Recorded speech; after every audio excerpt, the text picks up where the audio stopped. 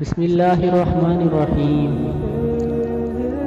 حضرت ابو ہریرہ رضی اللہ تعالی عنہ سے روایت ہے کہ ایک آدمی حضرت صلی اللہ علیہ وسلم کی خدمت میں آیا اور عرض کیا، یا رسول اللہ، کس صدقہ کا اجر سب سے زیادہ ہے؟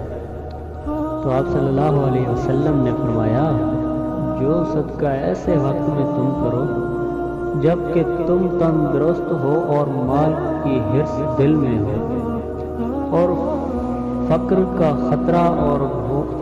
خطرہ ہو اور مالداری کی آس لگائے ہوئے ہو۔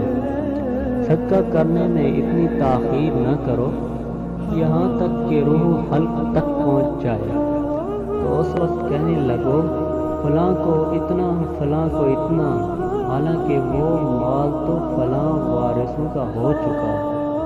تو بھائی، اگر ہماری ویڈیو اچھی لگی ہو تو ہمارے یوٹیوب چینل کو سبسکرائب اور لائک شیئر ضرور کریں۔ مزید اچھی ویڈیو دیکھنے کے لیے ہمارے چینل کو سبسکرائب کریں۔ شکریہ۔